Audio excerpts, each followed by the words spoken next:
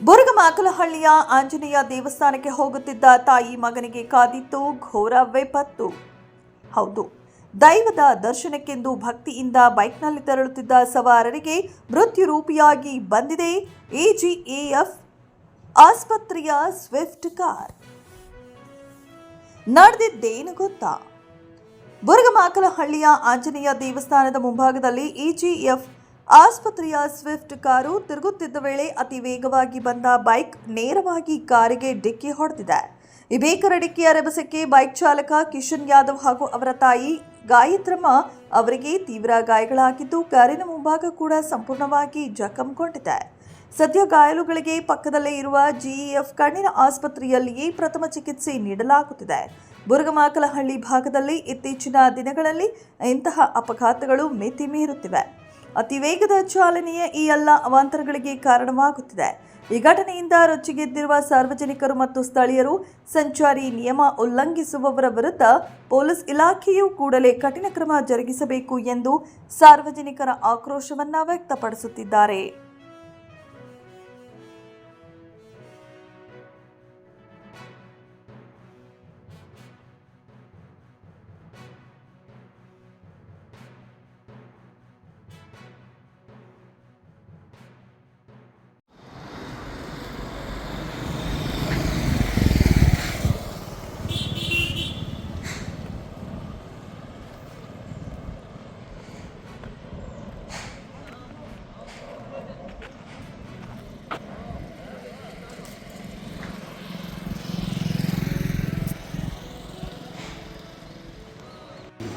ಕನ್ನಡದಲ್ಲಿ ಹೇಳಿ.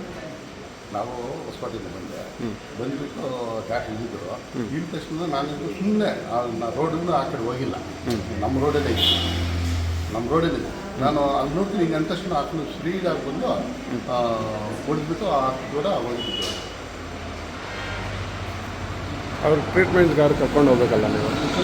ಇದು ಐ ಹಾಸ್ಪಿಟ್ಲಲ್ಲಿ ನೀವು ಹಂಗೆ ಇಟ್ಕೊಂಡಿದ್ರೆ ಹೆಂಗೆ? ಇಲ್ಲ, ಅದೇ 108ಗೆ ಫೋನ್ ಮಾಡಿದ್ರೆ 108 ಇಲ್ಲ ಅಂದರೆ ನಿಮ್ಮ ವೆಹಿಕಲಲ್ಲೇ ಅಂದರೆ ಯಾವುದೋ ಒಂದು ವೆಹಿಕಲಲ್ಲಿ ಆಲ್ಟರ್ನೇಟ್ ಮಾಡಬೇಕಲ್ಲ. 1 ಅವರ್ ಆಗಿದೆಯಂತೆ ಆಗ್ಬಿಟ್ಟು. ನಾನು ಬಂದೆ ಅರ್ಧ ಗಂಟೆ ಆಯ್ತಿಲ್ಲ. ಅವ್ರಿಗೆ ಚಿಕಿತ್ಸೆ ಕೊಡಿಸ್ಬೇಕಲ್ಲ, ಬೇರೆ ಕಡೆ ಕೊಡ್ಸ್ಕೊಂಡೋಗ್ಬಿಟ್ಟು. ನಿಮ್ದು ಐ ಹಾಸ್ಪಿಟ್ಲಲ್ಲಿ ಇಟ್ಕೊಂಡಿದ್ರೆ ಹೆಂಗೆ ಅವ್ರಿಗೆ ನೀವು?